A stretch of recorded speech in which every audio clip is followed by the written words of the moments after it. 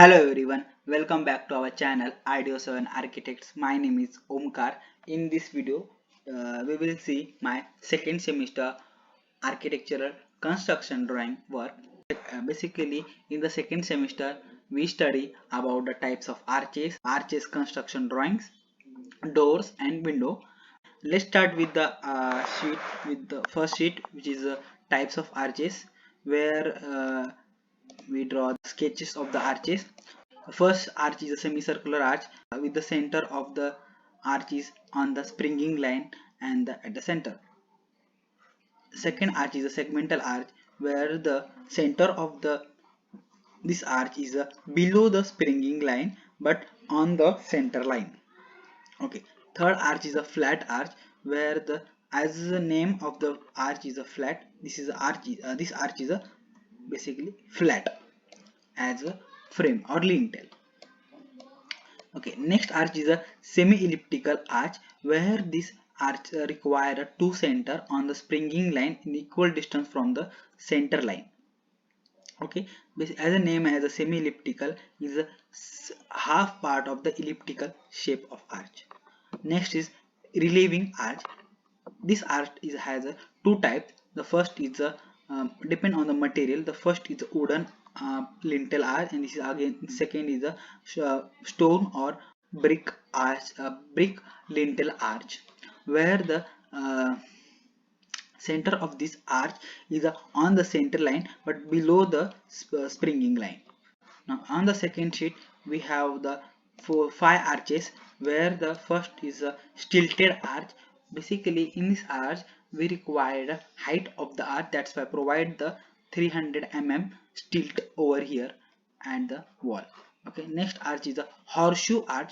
Basically it's a shape of the horseshoe, that's why it's known as a horseshoe arch. Basically this arch is arch center is located above the springing line on the center line. Next is triangular arch. As the name of the triangular arch is the shape of the in the triangular shape.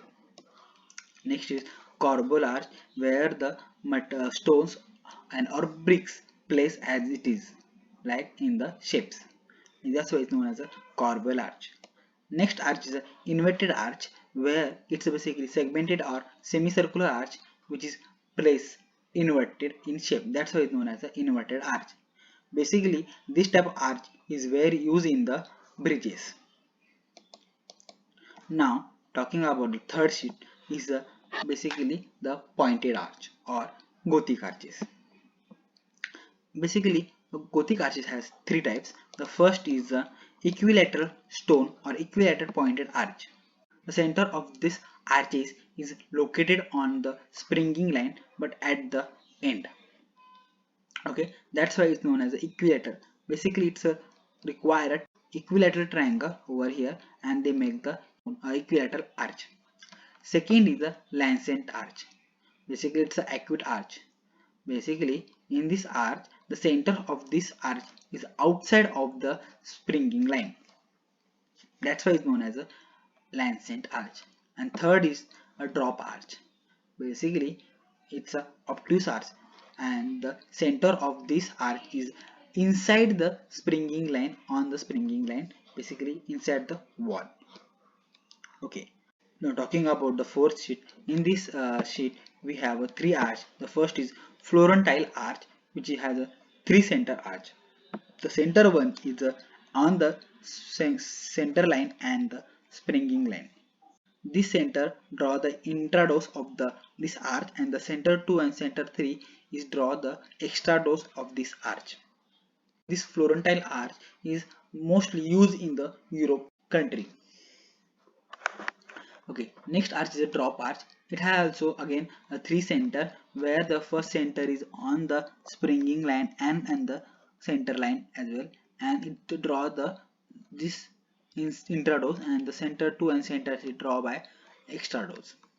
Next arch is a Tudor arch, which is a require four center arch.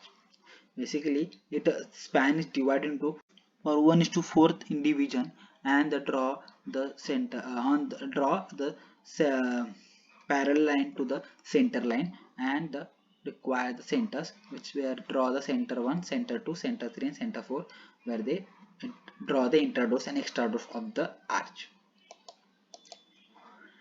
Now next arch is a Venetian arch, which is a 4 center arch where it requires some distance from the wall and on the springing line. Basically the center of this arch is located on the springing line and some distance from this wall and intradoors of the wall. Okay, now next is a semi-elliptical arch, which is a 3 center arch. It requires the 3 centers, center 1, center 2 and center 3.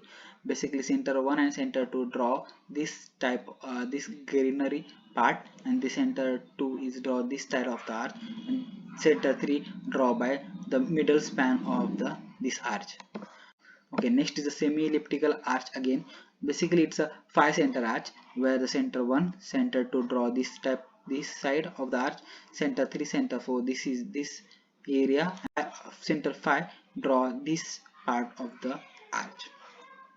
Now talking about the sheet number 6 and sheet number 7 are the similar sheet, but in my folio the sheet number 6 is missing, and then sheet number 7 basically we have to draw the arches on the brick wall facade. Now talking about the sheet number 8, in sheet number 8 we have to draw the ledge door. Okay, now talking about the ledge door, this is a front elevation of the door where it is inside from of the house. This type of door were used in the previously in village area. Now talking about the door, this is RCC lint, and above that this is a wooden frame surrounding the surrounding, and these are the battens, vertical battens, which is joined by the thick wood top, middle and bottom ledge. That's why it's called as a ledge door, and that's why joined. And this is a triangular shape of the elements is a Scotch T hinge, and it's give the movement to the door. Now talking about section YY, where as you can see the frame over here, wooden frame, this is the battens with the join with the teak wood and the Scotch T hinge, and this is the here where we have a MS hold fast, and these battens are joined basically by the tongue and groove joint, as you can see in the isometric drawing where how it's joined, and in the section as well. This is MS hold fast isometric drawing where it gives the support to the wooden frame surrounding the battens. Now this is the section XX where the opening of the door is shown. Okay, next sheet is the sheet number 9 where we have to show the batten ledge and the brace door sheet. In this sheet, as you can see, is the addition of the diagonal brace says over here for the strong support for the door for the battens and easily joined by the battens each other. Now as you can see in the isometric view is the how is the join the braces to the teakwood ledges. It is similar to the ledge door. Now talking about the panel door, mostly used in the rural and urban areas. Basically this type of door is a very light in weight, that's why it's mostly usable door. Again in this door we have the RCC lint, and above that wooden frame surrounding with the in this door we have the panels over here, the two panels over here with the teakwood ledge top rail, middle and bottom rail, as you can see in the section YY also. In the section XX, as you can see in the this is the side teakwood rails, and this is a panel which is thinner than this rails, and this is the details of the top rail and the panel door and the wooden frame. Now talking about the details of the panel door, where we use the ledge and brace door, where we use a Scotch T hinge, but we use in the panel door the butt hinge. Basically it's a lighter weight than the Scotch T hinge and smaller than Scotch T hinge. That's why this type of hinges are mostly used in the doors. Nowadays also this type of hinges are mostly used for the movement of the door. This is a detail of this butt hinge, okay, and this is the isometric view of the middle rail and the panel of the door. Now talking about the more detail of the panel door joinery details. In this sheet, as you can see, this is a top rail, middle rail and bottom rail with the wooden frame, and this is the joinery, these two parts basically, as you can see, the isometric as well. More detail of the panel door, where in this isometric view, as you can see, this is a panel over here, this is the joinery, and again this is the bottom rail over here, this is a wooden frame, and this is the join of the these two parts. Now talking about the frame joinery, this is the, as you see in the elevation, this is how to join, and this is the isometric view of the joinery of the frames. Now talking about the window sheet. In the window sheet, as you can see, we have to draw the window below the lintel, where we have a RCC chhajja, which is a 0.6 meter cantilever, where we have window over here with the glass window.